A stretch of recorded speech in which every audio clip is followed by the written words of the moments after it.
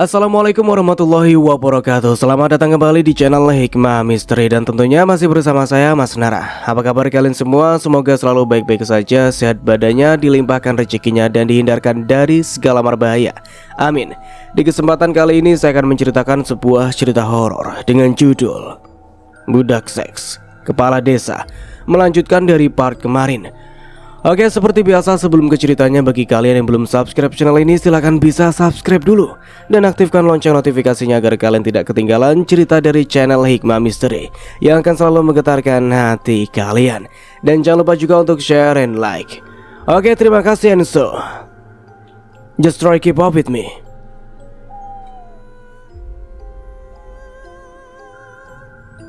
Iya dong bu, aku sendiri yang bikin bumbu. Radit cuma bakarin aja. Pinternya anak ibu. Enak loh ini ayamnya. Dagingnya juga empuk, gak amis, bumbunya meresap sampai ke daging-daging. Puji Mbak Marni tulus sambil terus memakan ayam bakarnya hingga habis. Tadi katanya udah kenyang bu, kok sampai habis sih makannya? Tanya Nadia sengaja menggoda. Sayang kalau gak dihabisin sekalian nak, jawab Mbak Marni sambil cengengesan. Lalu mereka tertawa bersama. Yuk tidur, udah malam. Besok kamu berangkat PKL-nya kan? Ajak ibu. Iya bu, besok berangkat. Selamat malam ya bu, ucap Nadia lalu mengecup pipi Mbak Marni dengan tulus. Selamat malam juga nak, saut Mbak Marni sambil mengecup kening Nadia penuh kasih sayang. Mereka masuk ke kamar masing-masing lalu beristirahat. Keesokan harinya, para warga dikumpulkan di aula balai desa tak terkecuali. Dikarenakan gapuranya sudah jadi, mereka mengadakan acara syukuran. Berbagai macam makanan disediakan di sana. Para warga bebas mengambilnya sesuai keinginan. Pak Narto membacakan susunan acaranya. Assalamualaikum, selamat pagi semuanya. Waalaikumsalam, pagi. Sebelum acara dimulai, saya akan membacakan susunan acaranya. Yang ke-1 pembukaan, yang kedua sambutan, yang ketiga inti acara, yang keempat penutupan. Silakan Pak Budi, ucap Narto. Baik, sebelum berjalan acara, alangkah baiknya kita berdoa menurut kepercayaan masing-masing. Berdoa mulai. Selesai. Terima kasih untuk semuanya yang sudah hadir ya, bapak-bapak, ibu-ibu. Terima kasih atas partisipasinya, sudah berkenan ikut serta membangun gapura ini. Yang dulunya hanya memakai kayu, sekarang sudah berdiri kokoh. Kalian semua hebat. Nikmatilah hidangan yang ada sesuka hati kalian, ucap Pak Budi sambil tersenyum. Diakhiri dengan tepuk tangan yang meriah. Para warga berebutan mengambil makanannya karena takut kehabisan. Nadia dan Radit hanya mengawasi berjalannya acara agar lancar sampai acaranya selesai. Karena mereka ditugaskan menjadi panitia, mereka tak takut kehabisan makanan sebab sudah ada jatahnya sendiri. Nadia yang mulai ngantuk pun tertidur di kursi panitia.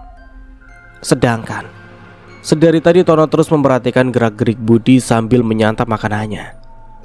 Lagi-lagi Nadia bermimpi buruk. Tolong aku Nadia, aku yakin kau pasti bisa menolongku. Tolong balaskanlah dendamku Nadia, pinta gadis itu. Kau siapa? Dari mana kau tahu namaku? Tanya Nadia.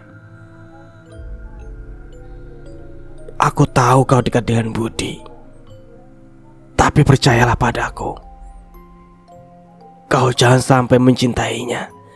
Dia lelaki licik Nadia. Kau harus bisa menghukumnya. Hanya ada di kaulah kuncinya. Kenapa? Kenapa harus aku? Kenapa tidak orang lain saja? Karena kau orang yang dekat dengan Budi Nadia. Aku yakin kau orang pintar. Kau pasti memiliki rencana yang jenius, yang bisa tersusun rapi agar tidak ketahuan. Beda dengan orang lain. Kalau ku boleh tahu, kau siapa? Aku Nurul, jawabnya terbata. Nurul. Iya, maaf, saat itu aku mengganggumu. Aku hanya ingin sendiri. Namun aku tak sadar jika duniaku sudah berbeda. Aku tak lagi sama di saat aku melihatnya. Aku semakin yakin dia lebih menyukaimu, bukan aku. Tetapi aku pun bisa melihat jika ia hanya ingin bermain-main denganmu. Sebelum terlambat, lebih baik kau mengakhirinya saja, Nadia. Sudah banyak korban para gadis yang dimainkannya. Banyak mereka yang bunuh diri sepertiku. Banyak juga yang mencoba menyerangnya. Namun ia sangat telicik hingga akhirnya bisa selamat. Jelasnya panjang lebar. Kalau boleh tahu, kau dulu ada masalah apa dengannya? Tanya Nadia hati-hati. Ia takut jika pertanyaannya menyinggung hatinya.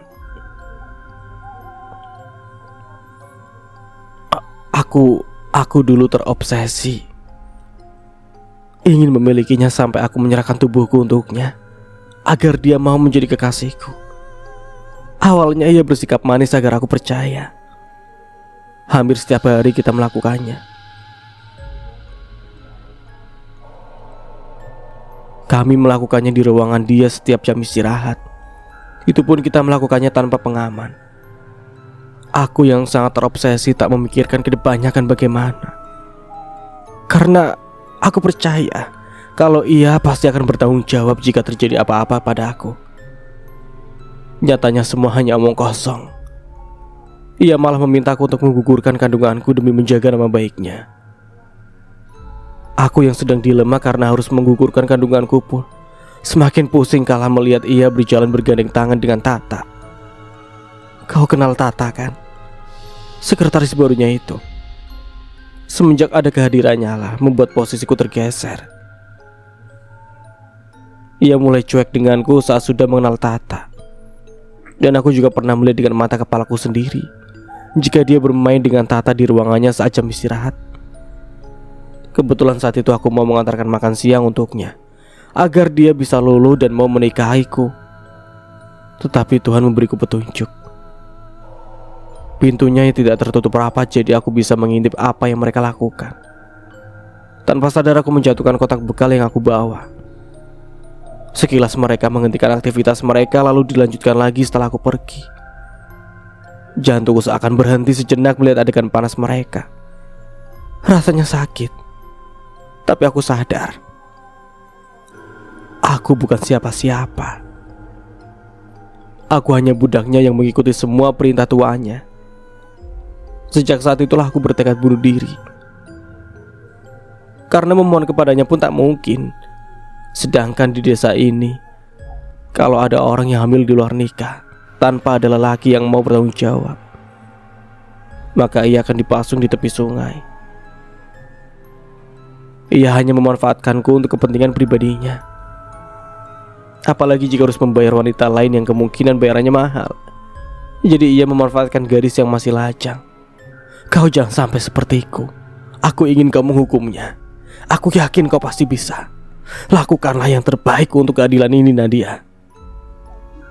Ungkapnya panjang lebar menceritakan kisah kelam semasa hidupnya. Setelah arwah Nurul menceritakan semuanya, Nadia terbangun. Keringat dinginnya keluar bercucuran karena mimpi itu. Nafasnya pun tak beraturan. Dilihatnya warga sekitar masih menikmati makanannya dengan lahap. Nadia yang kebelet buang air kecil pun ke belakang terlebih dahulu guna menuntaskan hajatnya. Saat ia melewati ruangan Bu Tata, ia samar-samar mendengar obrolan yang begitu serius. Nadia yang penasaran pun mendekatkan telinganya ke daun pintu. Oh, rupanya kamu masih hidup juga, Nurul. Bukankah kau sudah mati? Bodoh. Bisa-bisanya kau mau menyerahkan tubuhmu begitu saja dengan Budi, yang jelas dia tidak pernah mencintaimu. Kasihan sekali kau diterimanya untuk memuaskan nafsunya saja. Kau tahu, Budi hanya mencintaiku seorang. Tak lama lagi aku akan menjadi Nyonya Tata Wijayanto.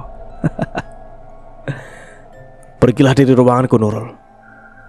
Muak sekali aku melihat wajahmu. Pantas saja Budi tak mencintaimu. Memandang wajahmu saja rasanya mual, ucap Tata dengan bangganya. Saat Tata membalikan posisi duduknya, ia terkejut.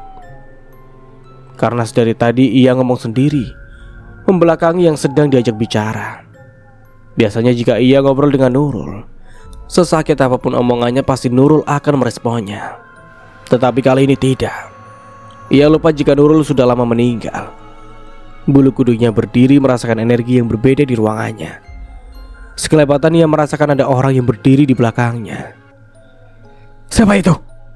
tanyanya lantang. "Keluarlah. Jangan bermain-main denganku." Sesuai dengan permintaan Tata, makhluk itu menampakkan wujud aslinya.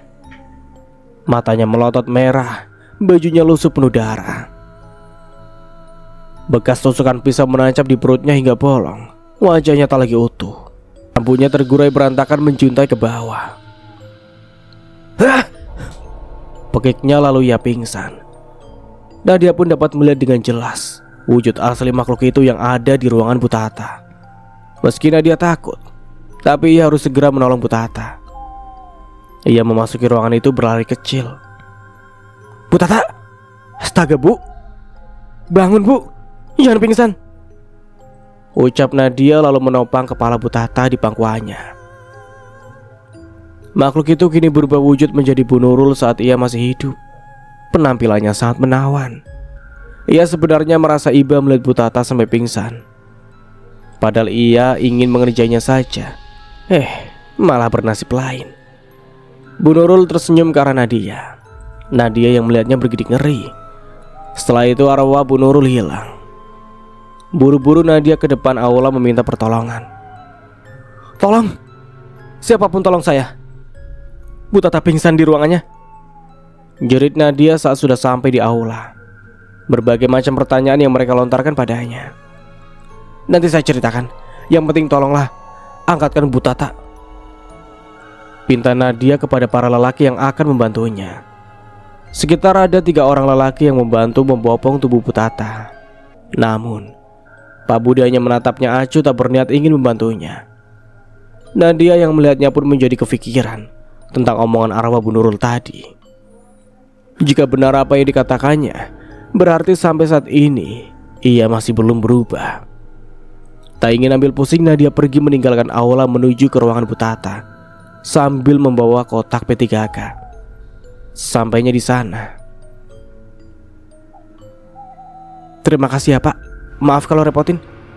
Silakan Bapak boleh keluar. Saya sendiri yang akan mengurusnya." "Ya Neng, sama-sama. Kalau ada apa-apa panggil aja ya Neng. Nanti kita kesini lagi," sahut salah satu bapak-bapak itu. "Iya Pak." Dioleskannya minyak angin ke hidung Bu Tata agar cepat siuman. 10 menit kemudian Bu Tata sudah siuman. Bu, udah sadar? Ini minum dulu Bu," titah Nadia sambil menyerahkan air mineral ke arahnya. Bu Tata menerima air pemberian Nadia lalu meminumnya. "Bau apa ini?" "Minyak angin Bu." Jangan pakai minyak angin lagi, saya nggak kuat baunya, enak," ucapnya membuat Nadia berpikir. Pertanda apa ini? Batin Nadia di tempat lain.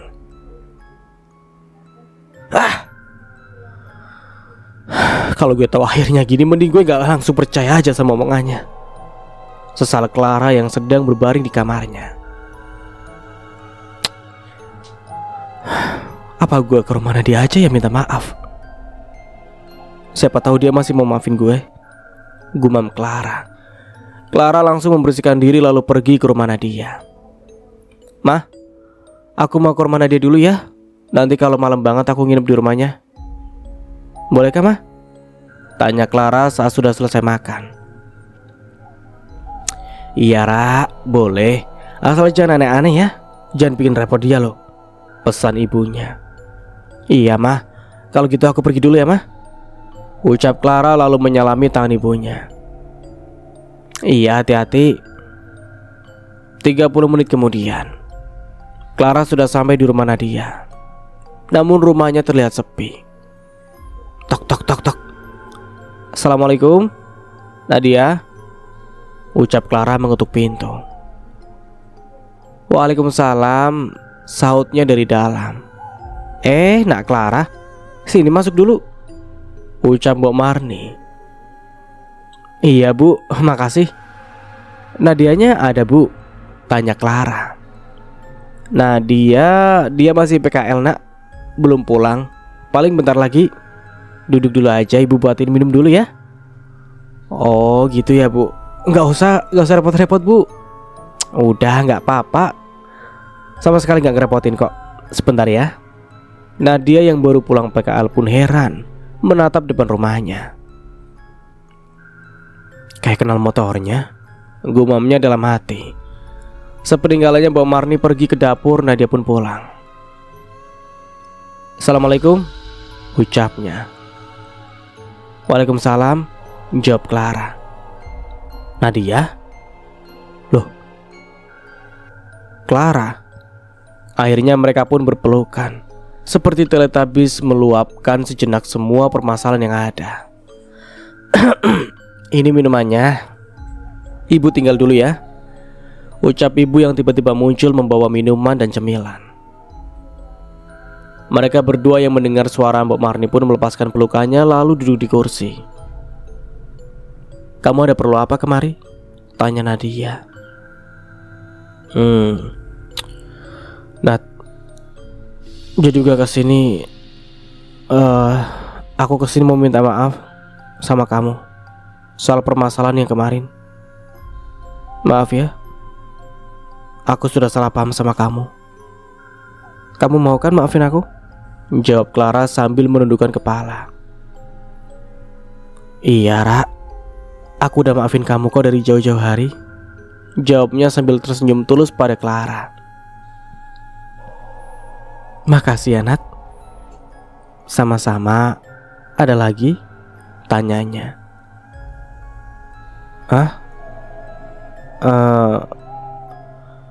Kamu masih mau sahabatan sama aku nggak Nat? Secara kan kemarin aku udah kecewain kamu. Tanya Clara ragu. Mau nggak ya? Gumamnya sambil berpikir.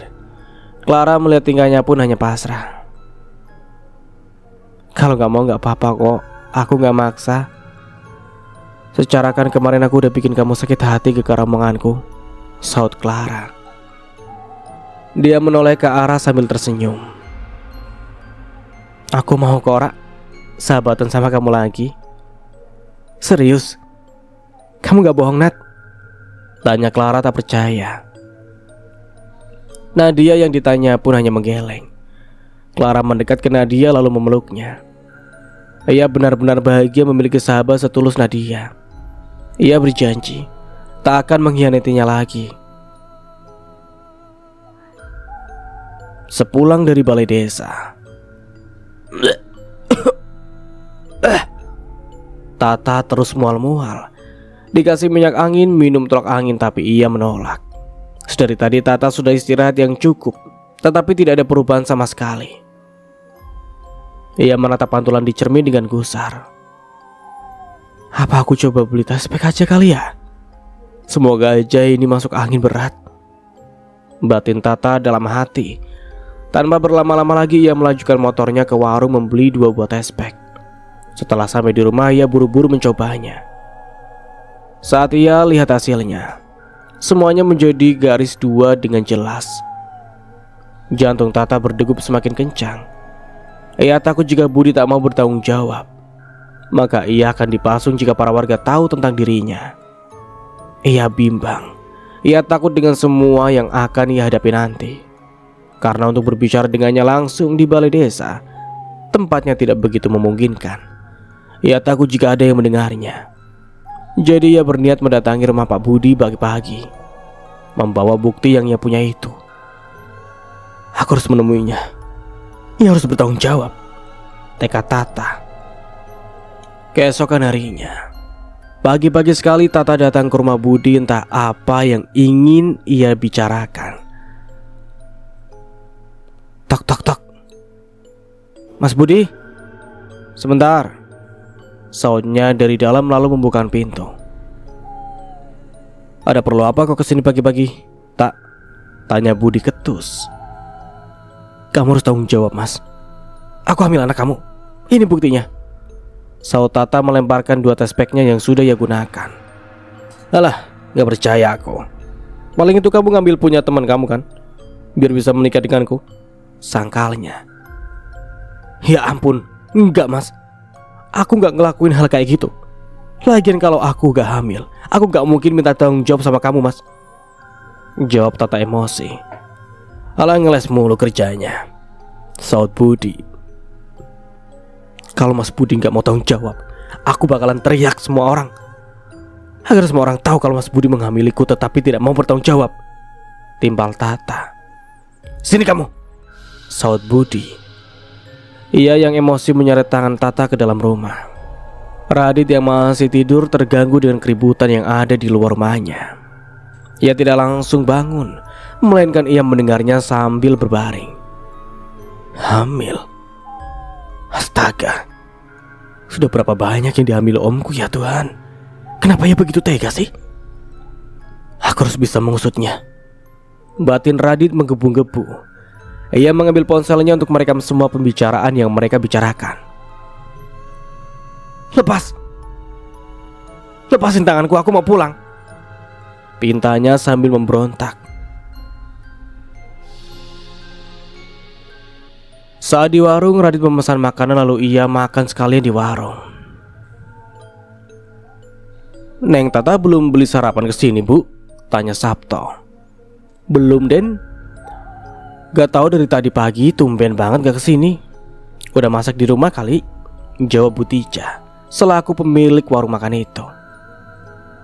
Gak mungkin lah, Bi. Tata mana bisa masak? Masak mie goreng aja wajahnya gosong, gegara gak dikasih air. Saut Sabto lalu tertawa. Butija yang mendengar penuturan Sabto hanya geleng-geleng mengingat kejadian itu. Radit hanya acuh saja karena ia tak mengenal gadis yang bernama Tata itu. 10 menit kemudian ia sudah selesai sarapan lalu membayarnya. Radit bergegas pergi meninggalkan warung makan itu menuju rumah Nadia. Saat berada di motoran, Radit mulai membuka pembicaraan. Nat, ada yang mau aku omongin. Ini tentang Om. Ya udah ngomong aja, Dit. Tadi pagi Om ribut-ribut sama cewek gak tahu siapa. Terus Om gak mau tanggung jawab. Akhirnya cewek itu ditarik ke dalam rumah. Terus aku denger si cewek teriak kesakitan. Tapi habis itu udah aku gak denger apa-apa. Soalnya aku lagi di kamar, belum sempat keluar. Aku ada rekaman suaranya sih, meski gak begitu jelas. Nanti aku kirim, kamu dengerin ya. Tapi jangan sampai ada orang lain yang tahu selain kita, ucap Radit panjang lebar menceritakan kejadian yang tadi pagi di rumah omnya. Kita harus bisa mengusutnya, Dit. Kalau enggak malah semakin berbahaya ini, jawab Nadia. Iya memang, Nat. Udah gak usah dipikirin dulu. Kamu fokus aja PKL-nya, pinta Radit. Kamu juga fokus ya, saut Nadia. Iya. Setelah sampai di balai desa, mereka menuju ruangannya masing-masing, lalu menjalankan tugas yang mereka emban dengan amanah.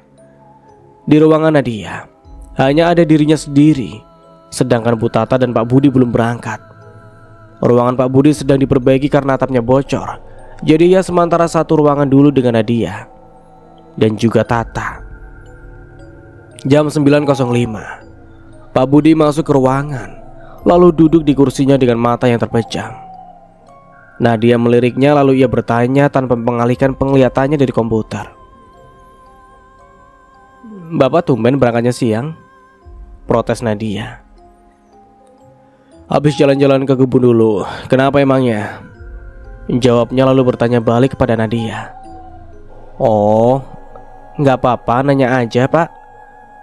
Bu Tata kok belum berangkat ya Pak? Gak biasanya loh dia terlambat. Apa dia masih sakit ya Pak? Tanya Nadia kepada Budi. Pak Budi yang ditanya seperti itu hanya diam, menatap tajam Nadia lalu keluar ruangan lagi sambil menutup pintu itu dengan keras. Sontak Nadia pun terkejut. Astaga, Pak Budi kenapa ya? Gak biasanya dia begitu. Apa ada ucapanku yang salah ya? Tanya Nadia kepada diri sendiri. Biarinlah, mungkin dia masih banyak masalah. Sudah 1 minggu ini Eko menghandle dinas keluar kota. Hari ini ia sedang dalam perjalanan pulang. Pak Budi nampak menghubungi seseorang di layar handphonenya. Namun panggilannya itu tak kunjung diterima. Ia yang masih marah pun menuju ke tepi sungai untuk menenangkan diri. Tempat di mana di situ ada 7 pancuran air. Apabila seseorang melewati pancuran itu, maka janganlah sesekali melihat ke belakang, atau mereka akan mengalami sial seumur hidup. Sudah setengah hari ini, Bu Tata belum muncul juga. Nadia memilih untuk menelponnya. Siapa tahu ia berhalangan. Izin tapi tidak memberitahunya. Nadia pergi ke ruangan Pak Narto. Tak tak tak. Permisi Pak, ucap Nadia sambil mengetuk pintu ruangannya. Masuk, titahnya. Ada apa Nadia? Tanyanya saat Nadia sudah duduk di kursi hadapannya. Pak, apakah saya boleh meminta nomor Bu Tata? Karena dari awal masuk saya belum sempat bertukar nomor dengannya. Sampai siang hari ini Bu Tata juga belum masuk Pak. Gak biasanya Bu Tata berangkat siang. Saya cuma ingin memastikannya saja Pak. Siapa tahu Bu Tata izin ke staf yang lain, tapi mereka gak kasih tahu saya karena pada sibuk mungkin. Jelas Nadia panjang lebar di depannya. Ia pun hanya manggut-manggut lalu menekan layar handphonenya, lalu diarahkannya ponsel itu ke arah Nadia yang sudah tertera nomornya Bu Tata. Terima kasih Pak. Kalau begitu saya pamit ke ruangan dulu ya, ucap Nadia dengan mata berbinar saat sudah mendapatkan nomor Bu Tata. Iya, jangan lupa lanjutkan pekerjaanmu, lalu segeralah pulang, pintanya. Iya Pak. Nadia kembali ke ruangannya lalu dengan segera ia menelpon Bu Tata. Sekali, 2 kali, sampai 3 kali hanya menampilkan tulisan berdering saja. Teleponnya tak kunjung diangkat. Nadia sangat khawatir jika terjadi apa-apa dengannya. Dipegangnya dengan gusar handphonenya itu. Duh, Bu Tata kemana ya? Kok gak dijawab-jawab sih? Ucap Nadia dalam hati yang terus kepikiran. Sudah pukul 4 sore. Sesuai apa yang dikatakan Pak Narto tadi, jika Nadia sudah selesai, maka ia boleh pulang. Kali ini Nadia tidak pulang bersama Radit. Nadia memilih menunggunya saja di rumahnya.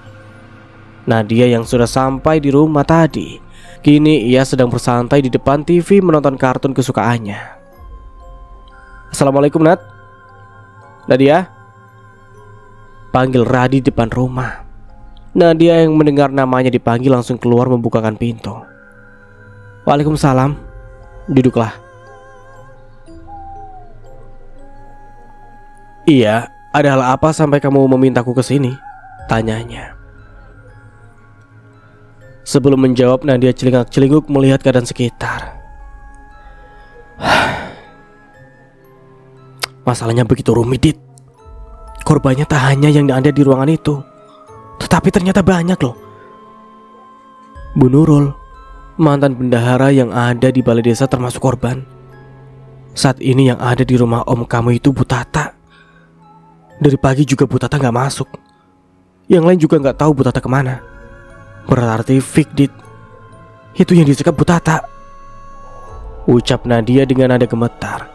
Ia tak kuasa membayangkan betapa sakitnya diperbudak oleh kepala desanya itu. Astagfirullah.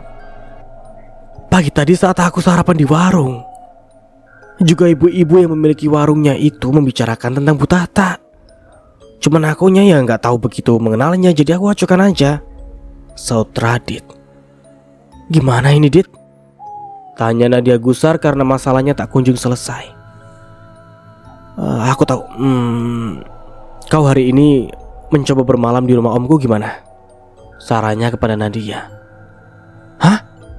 Yang benar saja kamu. Kamu ingin jadikan aku korban selanjutnya, hah? Jawab Nadia mengelak tak terima. Enggak juga sih. Terus gimana lagi? Tanyanya lagi. Enggak tahu lah Dit, pusing aku, jawab Nadia lesu. Gimana kalau kita nyari bukti sedikit demi sedikit? Saran Nadia. Boleh juga tuh. Tapi aku nggak tahu Om biasanya ngapain aja, Nat. Aku tahu aja baru akhir-akhir ini, saut Radit. Gak apa-apa. Kamu pantau terus saja kemana Om kamu pergi, asal kamu jangan sampai ketahuan. Ya udah deh, ntar aku coba sebisa mungkin. Oke. Ya udah kalau gitu aku mau pulang dulu ya. Capek pamitnya. Maaf ya. Ya udah sana hati-hati. Gak apa-apa kok. Ya udah, dah. Ucapnya sambil melambaikan tangan. Tak butuh waktu lama Radit pun sudah sampai di rumah pamannya. Dilihatnya rumah itu lekat-lekat. Jujur saja, ia sekarang merasa takut tinggal satu atap dengannya. Namun, jika tidak tinggal bersamanya, ia mau tinggal di mana lagi? Saat Radit memasuki rumah itu, semua terlihat gelap. Rupanya Omnya lupa belum menyalakan lampunya. Ketika Radit mau memasuki kamarnya, ia mendengar suara tangisan di samping kamarnya itu. Tolong, jangan lakukan ini padaku. Suara itu, suara yang sama saat pagi tadi, batin Radit. Lantas Radit langsung mengeluarkan ponsel yang ada di saku celana, lalu merekamnya. Maumu apa, ha? Tanggung jawab. Buat apa mempertanggungjawabkan orang sepertimu? Tak mungkin kau hanya bermain denganku. Pasti dengan yang lainnya juga pernah kan? Jujur sajalah padaku, saut Budi Sewot. Sumpah, aku tak melakukannya dengan yang lain. Hanya padamu saja, Mas. Percayalah padaku. Kau boleh menceraikanku setelah tes DNA anak ini lahir. Aku hanya tak ingin anakku lahir ke dunia tanpa ayah.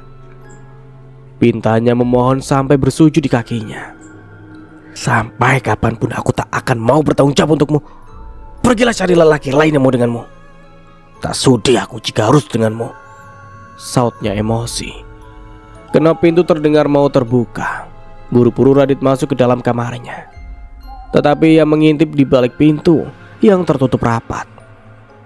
Dilihatnya Omnya pergi keluar sambil menyeret paksa Butata agar keluar dari rumahnya. Setelah itu pintunya ditutup rapat kembali.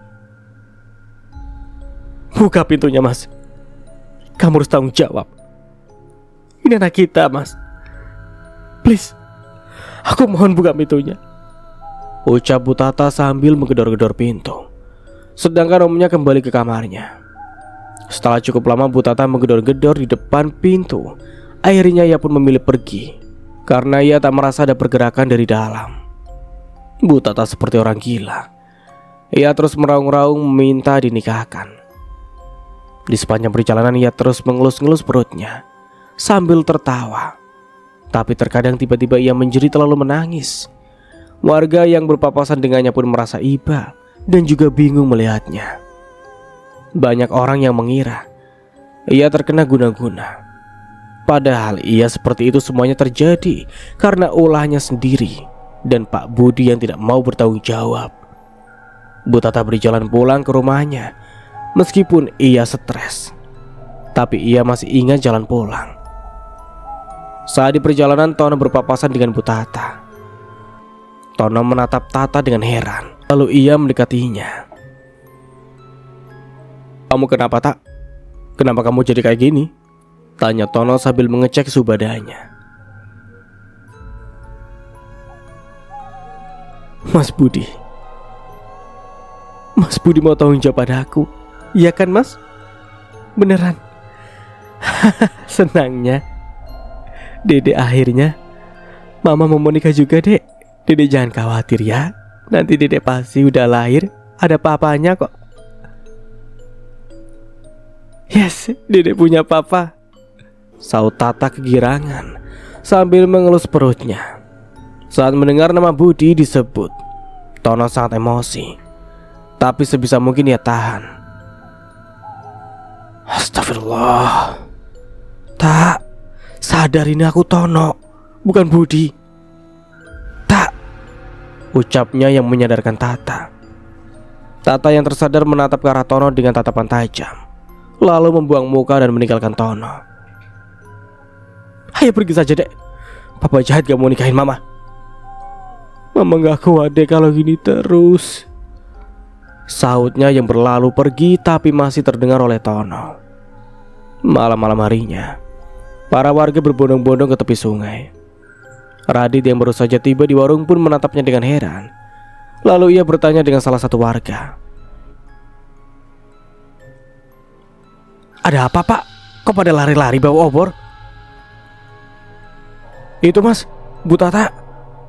Bu Tata dalam bahaya mas. Dia mau bunuh diri di tepi sungai, jawab bapak yang ditanyai. Astagfirullah, yang benar saja, tanya Tono tak percaya. Iya benar mas, tadi saya melihat mas Tono di sana lagi berusaha mencegah Bu Tata. Tapi mas Tononya didorong terus dan jatuh kepleset kena batu. Ya sudah, saya mau ke sana dulu mas, permisi, pamitnya terburu-buru. Tono, ada hubungan apa dengan dia? Batin Radit dengan heran. Bentar pak, saya ikut, saut Radit lalu mengikuti bapak-bapak itu. Radit pun mengurungkan niatnya untuk beli makanan, lalu ia mengikuti kemana arah bapak itu pergi. Rupanya saat Tono bertemu dengan Bu Tata, ia memilih mengikutinya dari kejauhan. Ia pikir Bu Tata pulang ke rumahnya, ternyata ia malah pergi ke sungai. Tata berlari mendekati tempat di mana ada alat yang biasanya digunakan untuk menghukum seseorang yang melanggar sumpah desa. Untungnya ada Tono yang berusaha mencegahnya. Tak, sadar tak, apa yang kamu lakukan itu salah. Jangan seperti itu, ucap Tono sambil menahan tangan Tata agar tak semakin mendekat ke tempat penghukumannya. Lepasin, kau tak berhak melarangku, bentaknya emosi. Tak, aku menyukaimu dari dulu tak, tapi kamu menolakku. Tak apa, jika aku menikahimu meski itu bukan anakku, saut Tono memegang tangan Tata. Tidak, aku tidak mencintaimu Tono. Aku hanya mencintai Mas Budi. Lebih baik aku pergi dari dunia ini daripada menikah dengan lelaki miskin sepertimu, ucap Tata dengan penuh emosi sambil mengempaskan tangannya yang dipegang Tono. Tapi Budi tidak mencintaimu tak, cegah Tono sambil terus menahan tangan Tata.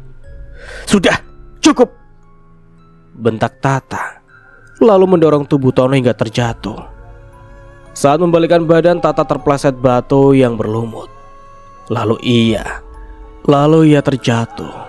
Kepalanya membentur batuan besar hingga mengalami pendarahan hebat di kepalanya. Sedangkan kedua bola matanya tertusuk bebatuan yang runcing. Darah menyiprat di mana-mana sampai air sungai tadinya jernih menjadi berwarna merah darah. Setelah melewati perjalanan yang cukup panjang dan ekstrim, akhirnya Radit sampai di tepi sungai. Radit melihat Tono yang menangis di tepi sungai memangku jasad Bu Tata. Ia pun langsung menghampirinya lalu merangkulnya. Sabar ya Ton, udah, ikhlasin aja, ucap Radit menenangkan. Tono pun menoleh ke arahnya. Enggak Dit, ini semua gara-gara om kamu. Dia yang sudah nyebabin jadi kayak gini Dit. Dia harus mendapat hukuman yang setimpal. Maksudmu Om Budi? Siapa lagi memang kalau bukan dia? Sedari tadi Tata terus memanggil-manggil nama ommu. Entah apa yang ada di pikirannya. Ia memilih bunuh diri daripada menyelesaikan permasalahannya, jawabannya dengan emosi. Kamu jangan kasih tahu semua orang dulu. Hanya aku dan kamu yang baru tahu masalah ini, sautnya lagi. Iya Ton, gue gak ngasih tahu siapa-siapa. jawab Radit dengan pikiran tak tenang. Ayo, kita urus dulu jenazahnya, lalu kita pikirkan lagi ke depannya bagaimana, pinta Radit. Tono pun mengangguk patuh. Budi yang berdiri mengintipnya di balik pohon menatap cemas, karena ia takut kedoknya akan terbongkar. Ia pun memilih pergi terlebih dahulu menjauhi tempat itu. Sudah banyak korban yang disebabkan oleh kepala desa itu. Tetapi entah di mana hati nuraninya, ia sama sekali tak merasa bersalah dan terus melakukannya tiada henti. Jenazah Bu Tata pun dibawa ke rumahnya agar segera dikebumikan. Meski ini sudah malam hari, tetapi tetap saja pemakamannya akan dilakukan malam ini juga. Karena memang sudah peraturan desa Balawija agar segera mengebumikan jenazah. Setelah jenazahnya sudah sampai di rumah, ibunya teriak histeris melihat anak semata wayangnya yang meninggal begitu tragis sampai ia pingsan dibuatnya. Warga yang ada di situ pun merasa iba melihat keadaan jenazah Tata. Tetapi warga yang lain tidak tahu jika Tata tengah hamil anak dari kepala desa. Nadia yang mendapat kabar dari Radit bahwa Bu Tata meninggal pun terkejut. Ia tak menyangka akan secepat ini kepergiannya. Baru saja tadi siang ia ingin menyelamatkannya dari Pak Budi, tetapi takdir berkata lain. Bu Tata meninggal terlebih dahulu sebelum Nadia menyelamatkannya. Jujur saja Nadia merasa sangat menyesal karena tak bisa bergerak lebih cepat. Padahal sudah banyak arwah yang terus memintanya untuk menyelesaikan permasalahan-permasalahan yang ada.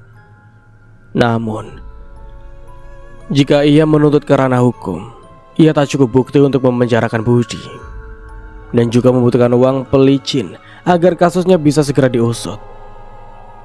Ini tidak bisa dibiarkan.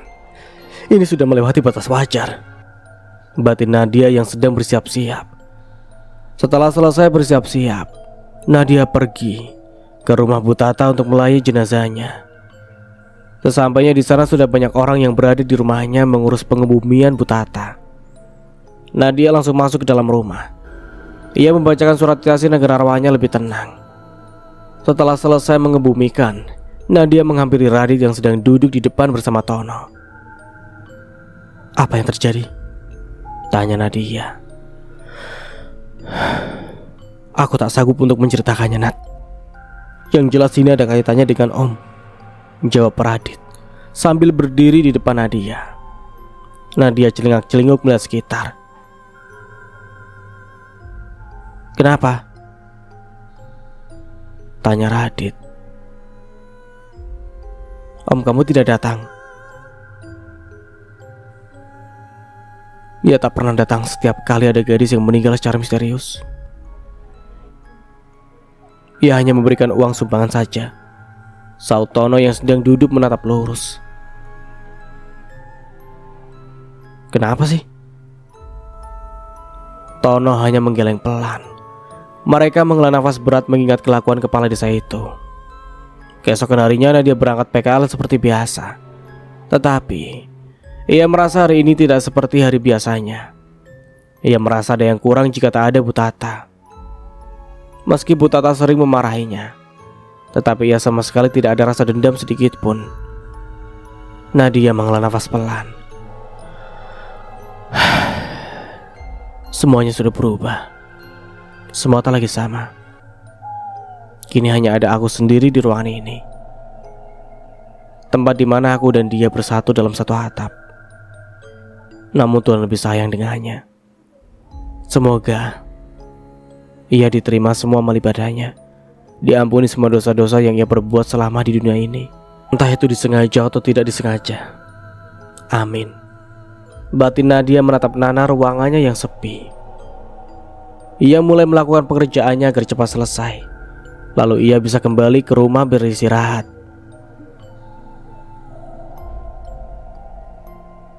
Tak terasa sudah 1 bulan lamanya Nadia PKL di balai desa. Sejak pertama masuk ia belum meminta tanda tangan Pak Budi selaku pembimbing di lapangan. Nadia pergi ke ruangan Pak Budi. Tok tok tok. Permisi Pak. Masuk, ditanya. Nadia memasuki ruangan itu. Pak, ini saya mau minta tanda tangan Bapak di buku laporan ini, ucapnya. Mana bukunya? Ini Pak, punya saya sama punya Radit, ucap Nadia sambil menyerahkan buku yang ada di tangannya. Diambilnya buku itu dari tangan Nadia. Budi menatap Nadia lekat-lekat. Radit di mana? Tanyanya pada Nadia. Masih di lapangan Pak, belum istirahat. Kamu pergi ke rumah saya, ambil stempel di laci kamar saya. Saya sendiri Pak, tanya Nadia tak yakin. Iya kamu sendiri, memang siapa lagi? Mau sama siapa? Jawabnya emosi. Iya Pak, sebentar, saya mau ke toilet dulu Pak, habis itu ke rumah Bapak, jawab Nadia sambil menunduk. Di dalam toilet. Aduh, gimana ya? Aku takut kalau ke rumahnya sendirian. Bagaimana kalau dia tiba-tiba mengikutiku, lalu menyekapku dari belakang? Tuhan, bagaimana ini? Batin Nadia bingung sambil jalan bolak-balik di kamar mandi. Oh iya, aku baru ingat. Aku masih nyimpen pisau lipat di dalam tas yang dulu pernah aku beli. Sebaiknya aku juga mengabari Radit agar ia bisa menjagaku dari sana. Gumam Nadia pelan. Dit, aku disuruh mengambil stempel ke rumah om kamu. Kamu jagain aku ya dari situ. Aku telepon kamu, tapi kamu dibisukan aja. Handphoneku ku taruh di tas. Setelah mengirimkan pesan itu, Nadia pun menelpon Radit. Tak butuh waktu lama pesan itu sudah dibaca dan teleponnya pun sudah tersambung. Nadia buru-buru keluar dari kamar mandi lalu pergi ke rumah Pak Budi. 10 menit kemudian, Nadia sudah sampai di rumah Pak Budi. Assalamualaikum, ucapnya sambil membuka pintu yang tak terkunci. Tumben banget pintunya gak kekunci. Apa ada orang di dalam ya? Batin Nadia. Segera ia tepis pikiran buruk yang ada di otaknya. Ia segera memasuki kamar Pak Budi lalu mencari stempel itu. Duh, di mana sih kok nggak ada? Katanya ada di laci, ucap Nadia gusar. Sudah ia cari ke sana kemari, namun tak ada sampai ia kelelahan mencarinya. Bodoh amat ah, mending aku balik lagi aja ke balai desa. Iseng banget ya Pak Budi mengerjaiku, ucap Nadia lalu berjalan ke arah pintu. Ceklek, ceklek. Loh, kok pintunya kekunci? Padahal tadi aku gak kunci deh. Halo? Siapa di luar?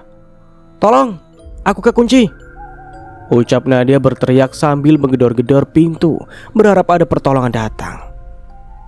Radit yang sedang menyambung kabel pun ia tergesa-gesa agar bisa cepat selesai lalu menyusul Nadia. Pasti Nadia dalam bahaya, gak boleh dibiarin ini. Aku harus ke sana sekarang, batin Radit. Pak, aku boleh izin keluar sebentar Pak? Ada urusan soalnya Pak, pamit Radit ke Pak Eko selaku pembimbing langsung di lapangannya. Gak bisa, kamu selesaikan ini dulu, baru saya izinkan, tolaknya tegas. Duh, gimana ini? Nadia, bertahanlah, batin Radit cemas. Dengan gerakan kilat Radit menyambung kabel yang terputus itu. Namun sialnya kabelnya tak kunjung tersambung. Saat ia sedang menyambung, ia mendengar teriakan Nadia dari handphonenya. Hah? Pak Budi? Sejak kapan Bapak ada di sini? Tanya Nadia di dalam kamar bersama Pak Budi. Shh. Jangan kencang-kencang Nadia, pelankan suaramu. Kemarilah, bermain denganku. Ucap Budi yang terus mendekat ke arah Nadia.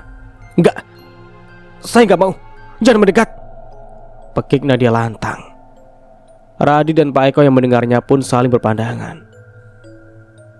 Suara siapa itu, Dit? Tanya Pak Eko menginterogasi. Nadia Pak, jawab Radit pelan. Lalu di mana dia sekarang? Tanyanya lagi. Di rumah Pak Budi. Dia disuruh ngambil stempel. Tapi katanya dia takut kalau ke sana sendirian. Jadi dia telepon saya buat berjaga-jaga kalau dia sedang dalam bahaya. Jelas Radit ke Pak Eko panjang lebar tanpa ada yang ditutupinya. Dan sampai di sini dulu ceritanya. Nantikan kelanjutan ceritanya di part berikutnya. Dari saya mohon maaf bila ada salah kata atau dalam penyampaian cerita. Akhir kata, wassalamualaikum warahmatullahi wabarakatuh. Sampai jumpa di video berikutnya. Bye bye.